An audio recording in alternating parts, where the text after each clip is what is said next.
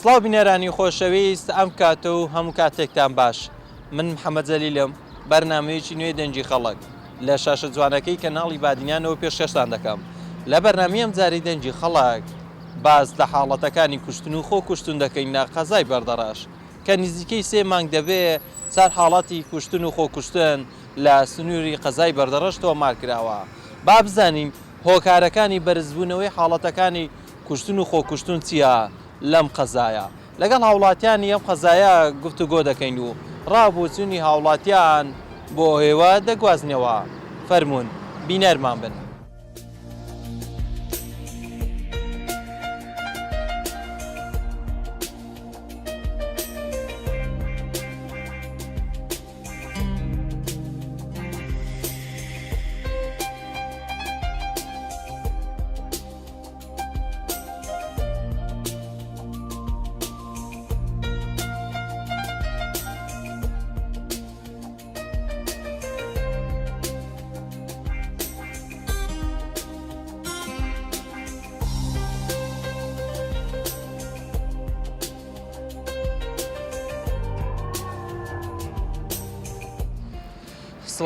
سڵاو سەرچاوە. هۆکارەکانی زۆربوونی ڕووداوەکانی کوشتن و خۆکوشتن بەم دوایانە لە قەزای بەردەڕەش ڕووی بەرزبوونەوە کردووە. تۆ وەکو گەنجێک هۆکارەکانی زۆربوونی ڕووداوەکان بۆ چ دەگەڕێنیتەوە؟ ڕاستی یعنی ئەس vê tiştê vegerînim yanî zêdebûna haletê nefsî, zêdebûna hejariyê, zêdebûna yanî têne gehiştina durist a vê jiyanê. پێتان وایە ئەوانە هۆکار بن بۆ ڕووداوەکانی کوشتن؟ Belê bavene yani her kesekî kefte tangaviyekê de rabî cegî rakit û xwe bikujî ev tişte dirist nîne gelek jî. Ev e yanî divêt beşer dîvçûnan ki divêt beşer çit gel vay zana baxevet piçek hala nefsiya wî berfireh bit bizanit helekî biditê nabit her tiştekî hebit xwe tangav kit xwe kita xurfekî de xwe bikujit. باشە پێتان وانە هەبوونی چاک لە ماڵان بە مەترسی بزان؟ Belê rastî yanî hebûnî çek xwe kere em bijîne êkê pêşmerge bit êkê şûlî wî ew bit çîna bit ev çekek û mîn te ber destê eyalî wî. Yani xwe hebî jî divit rakit ya ne hendî kefte tangaviyekî de yan arîşek bû çi bit rabit çit vî çekî bikar bînit. Yani ev tişte gelek gelekî xelet e.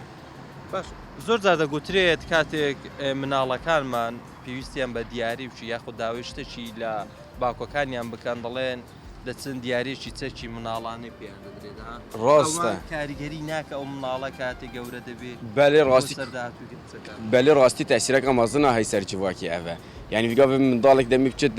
cekî demancî bînit bû wî ew demê ya rastî bînit na hes nakit wasa ye. Yani her dîçit bikar hînit her ya mezin bînit her tê nagehet ew çi tişte. Yani wekî wî biçike wî berî fetrekî hel berdareş bixeletî ve dayka xwe kuşt yani ev yani tesîreka geleka mezin a hey. Ev jî bû hinda zivrit demê bikar hîna yani ya dîtî ya nav bazarê de dîtî ya navsîkî de dîtî. Ev jî هۆکار belê دەکات rastî tesîreka mezin a ev tiştê tenê.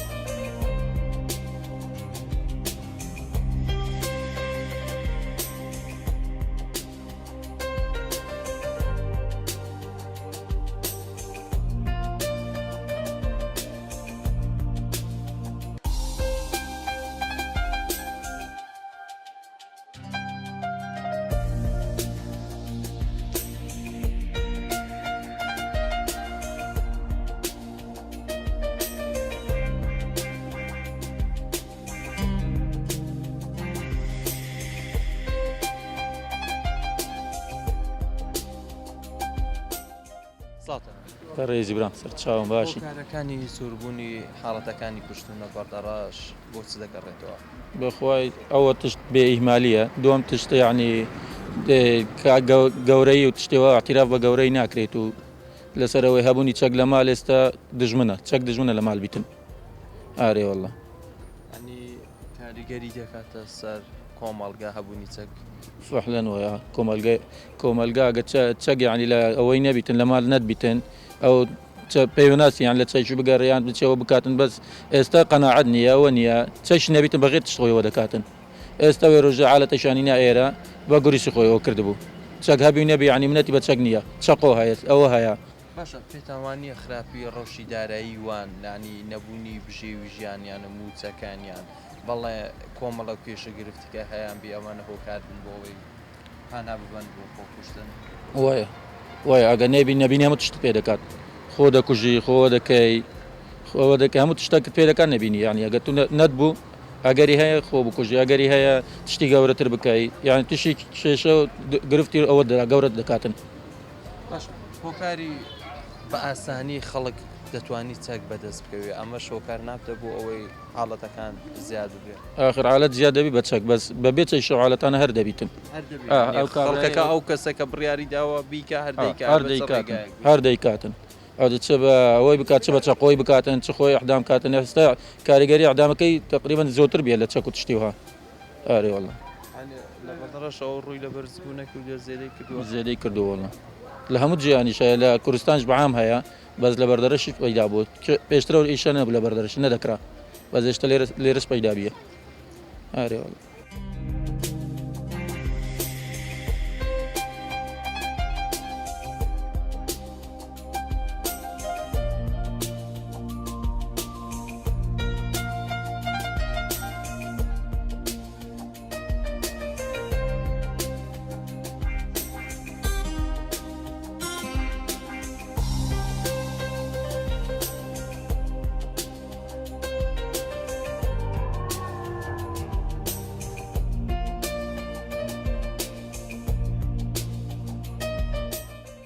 حاڵەتەکانی کوشتن و خۆکوشتن لە بەردەڕاش بۆ زیادی کردووە وڵی حاڵەتەکە یعنی دەبینی گەنجە سیلاحی پێەیە دەبینی چەقۆی پێەیە ئەوە شوکار دەگەڕێتەوە یعنی دەبیتن تستەک مڵەتە تستەک پێ هەبیت بەڵام زۆر بە گەنجەکان هەربێ ئەوەی دەڕۆیەوەی بکسی پێەیە و تستەکان زۆر باشتی ناوە ڕاستیان بە خۆمێک لەوان کە سیلاحم پێ بە سیلاح لەگە خوناینم بم بە زۆر کەس دەبینم زۆر گەنج دەبینم سیلاح و تستانەی پێەیە پێی تستێکی جوانەسی بەس تستێکی جوانیە و تستێکی خەڵەتە باش تۆکو گەنجێک بۆ چەکت پێ چەکت هەڵبێت وڵی چەکەکە پۆشمەوەی بۆ بڵواکە لەو موایتەوە ئەمە چەکەکەش بەکار ناینم لەناو ئیلاکە چولەمە یەک بتستەک بیت ببام لە بۆ ئەوەی نەکو لەناو باژێر لەناو شارێک هیچ بەکار ناینم ئایا پێویستە چەک هەبێ وڵی لە پێویستە لە ماڵ بپارێزی پێویستیە بەس ئەوەی پێویست نییە من پێویستمە بینمە ناو بازاڕیان لە ملێ خۆ بگرێتم تەقەی پێ بکەمە ستەکە باش نییە ستێکی باش نییە ئەوە ئێستا کە دەبین حاڵەتەکان زۆر بوو ئەمە مەترسی نییە بۆ سەر خەڵکی هەرێم هەبوونی چاک لە دەستی خەڵکەوە بەرێ وڵی ینی زۆر مەتەسیە ینی کو دەبیتن ینی هەر گەنجەك دەر بچیت سیلاحی پێبیت یان دەمانجە هەماقول هەرچی وڵاتە کیستێکی پێ نیە هەموو گەوان لە ناو سیارە سێتار زەمانجێکی پێەیە ما دەبیتەوە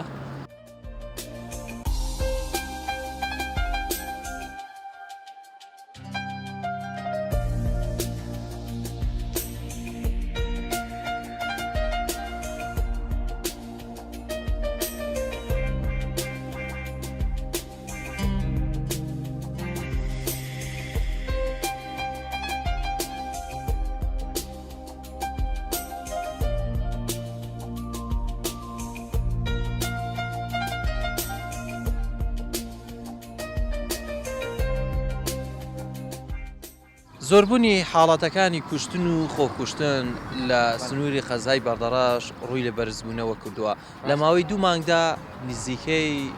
4 حاڵەتی خۆکوشتن تۆمارکراوە باشە تۆ وەکو گەنجێک ئەو حاڵەتەکان بۆ چ دەگەڕێنیتەوە ڕاستی حالەتەکان ینی زۆربوونی خۆکوشتن وەک ئەوە دێتەوە چەکەکان لە ماڵەکاندایە ینی بێ ئیزازە و لە ماڵەکاندایە چەکەکان ینی بۆ وەکو تووڕەبوونی یەکێک چەکەی لێ هەڵدەچێشە و دەیکوژێ باش ئەمە چارەسەرە کوشتن وڵی چارەسەری ئەوان نییە چکە خۆکوشتن زۆر ڕێگا هەیە ئەوان نیە بڵێ تەنها بە چەکە احتیمالی هەیە ینی لەبەر نەبوونی پارە بێ یاخود هەر شتێک بێتن زۆر هۆکاری هەیە بێکاری گەنجان و قەیرانی دارایی و نەبوونی موچە و با بڵێن هەژاری وا لەو کەسەی دەکات پانا بباتە بەرخۆکوشتن ئەگەری هەیە بەڵێ ئێستا لەوانەیە کەسێک سەری دەوروبەری بکە هەموو کەس پاری هەیە و ینی بۆ نمونە جیاوازی بکە هەست بە جیاوازی بکە کە فەقیرە دەستی کورتە بێزار لەم ژیانە خەردار بێتن بەڵێ ئەوش ئەگەری هەیە کە بتە خۆکوشتن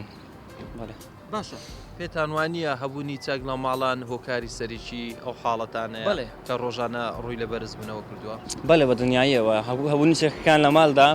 ینی وەکو وتم بەبێ ئیجازە شتێکی زۆر خراپە ینی گەنجەکان زۆربەی دەبینی چەشیان لایە ئەوەش دەبێتە هۆکارێکەوە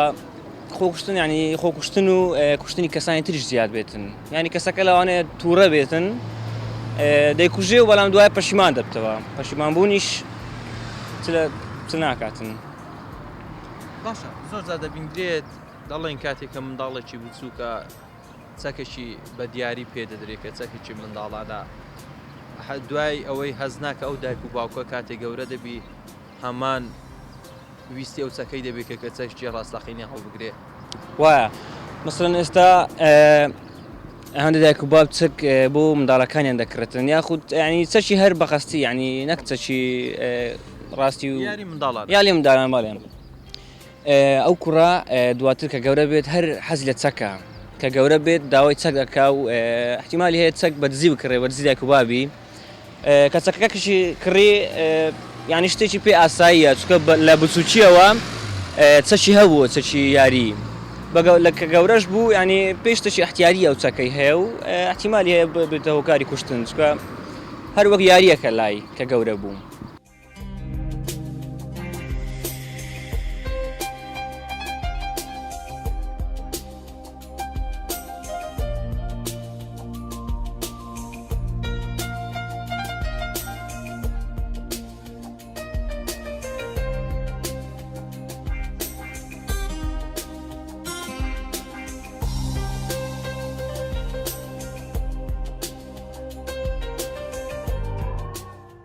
ڕووداوی ئەم شتانە براکەم یعنی شتێکە کەوا هەموو خەڵک ئەیزانێ یعنی بێموچەیی و بێپارەیی خەڵکی سەرگەردان کردووە تێگەی مرۆڤەکان یعنی ئێستا وەکو گەنجێک من لێرەیە هیچ پارەیەکمان پێ نییە لە 5,000 زیاتر خۆم شخصی خۆم ئەگەر بریندار بم و بڕۆمە نەخۆشخانە ئێستا طبعا لە نەخۆشخانە تەداوی ئەکا دوای تەداوی عیلازم پێویستە ئەم 5,000م باش ناکە تێگەی ئێستا لەم بازاڕەیەم یعنی هیچ ئومێدێکم پێ نییە هیچ خۆشیەکی نییە بە گەورەی خوا ئەمە 3 مانگە من لەم بازاڕم نەبینیوە ماڵیشم لە گوندە تێگەی نەبوونی بێپارەیی نەبوونی هەموو شتێکەکە ماڵ یعنی ژیان لە خەڵک تێگەدا بۆ نمونە زۆربەی کەس هەیە یعنی لەگەڵ خێزانی جیاواز بووێتەوە لەبەر نەبوونی بێپارەیی تێگەی ئەمجا بێپارەی هەموو شتێکەکە هەر ئەمەی لە ژیانە ئەیکە باشە تۆ دەڵێ 5,000م لە ژیرفاندا ئایا ژیان بە 5,000 دەستە ڕێوە واللهی ژیان ئەگەر خەڵک هەمووی ئەزانن ئەگەر بە 5,000 بەڕێوە چوو ئەزانی چی کوردستان بەعام یعنی یەک دەستا بن هیچ کار دەکەیت ناوەڵڵا کار نییە هیچ نییە بۆ نمونە بەیانی دووبانی ئەڵێن کەرەنتینەیە دووبارە من چی بکەم ساحب کچێکم بە گەورەی خوا ئێستا دوکاندار هەیە ئەدبەمە لای تا ملیۆنێک بەس حەقی شیری مناڵ پێداویستی مناڵ خەرزانم دەی چی بکەم لەکوێ بێن شەردەوە نییە جلەکانمان جوانن جل شەر نییە دڵ شەرتە چی بکەین ئیتر وایە ژیان دەبێ بەڕێوە بڕوە سواز بۆ خوا خێزانداری بەڵێ صاحب مناڵێکم کچێکمەیە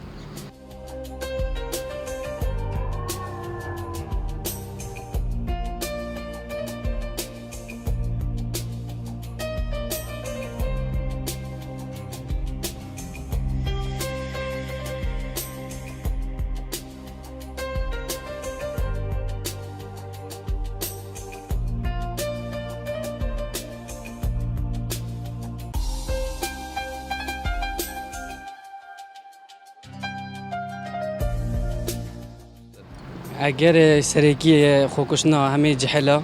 ڤادگەڕێت بۆ ئەریشەیان کۆمەڵاتی چاوە مەسەلەن زۆری لێکردن یان بۆ زەواج یان بۆ هەر کارێکی دیکە بیتن ئان مەسەلەن دەبینی ڕاستی منتەقەمە یەکجار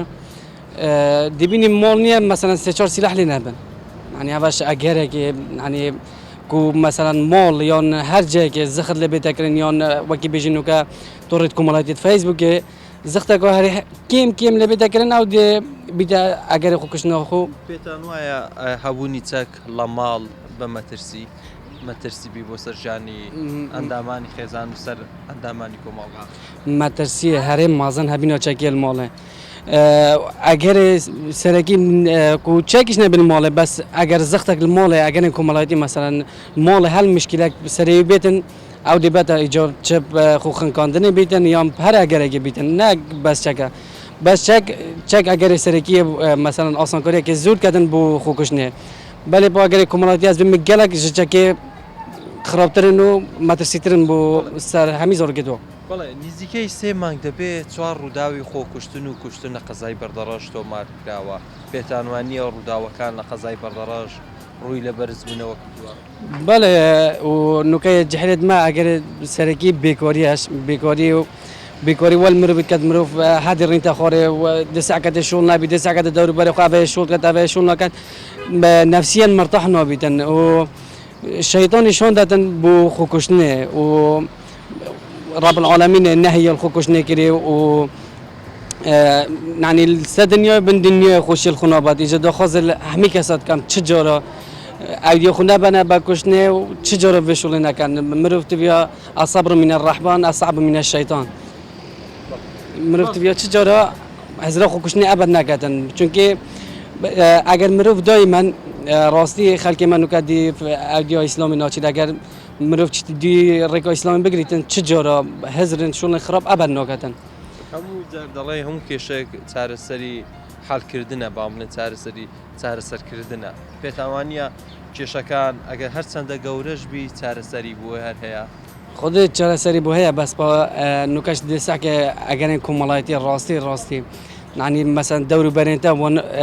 دول كان مرov نفسيا مرتاح نبيتن واجرين ساعات برجع يكون مثلا كشتم بيتون هر شغلات دي بدعم بيتن on هر شيء بيتن مثلا دوري بري مرov اگر سركي خو كشنو مروفيا اجا مرov ده ساعات مثلا بيتن من شانم كر on من تشتكر راسي كسكي هي در الناس رشا زباري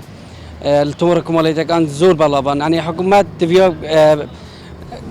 يد كسدوات ولا قدرتكم مثلا بتناف خوندين جوا بتناف الرنج البدرش قال كبي بس مثلا دي بيني حكومات ما بيتا بنادتن او يجي يبز وكيف برزه اگر كسدوات اگر حكومات بيتا بيبدتن بتناف خلق بتناف قطب خانه بتناف كمالجه مثلا سودك زياده بس حكومات ما راسلي يعني هم حاشا هم بخو بجي هر رنگی که بخود جی بخود بجی آبش اگر سرکیت خود کشنه ناو مربوط سعی راستی ملات اینی ملا تقسیم نکریه بو بچتش بله با بشولا حکومت اگر حکومت آریکار نبیدن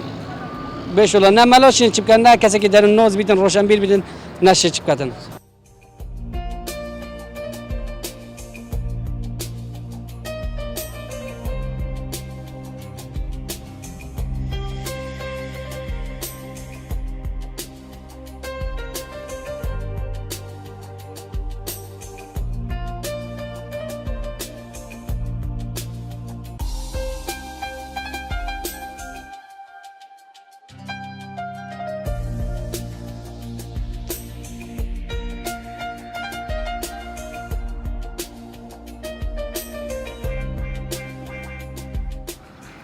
بەڵێ بینێرانی خۆشەویست بەم جۆرە هاتنە کۆتایی بەرنامی ئەم جارەی دەنجی خەڵک لە قەزای بەردەڕەش ئەوێکی بیستی بوون ئەمە ڕابوچوونی هەوڵاتیانی قەزای بەردەڕەش بوو لەسەر تەورەکەی ئەمڕۆکەمان سپاسی ئێوە دەکەین کە بینەرمان بوون سپاس بۆ کامیرەمانم جەلال گۆران کە وێنەکانی بۆ ئێوە گواستەوە تا بەرنامەیەکی دیکە و تا تەوەرێکی دیکە بەخوای گەورەتان دەسپێرم خواتان لەگەڵ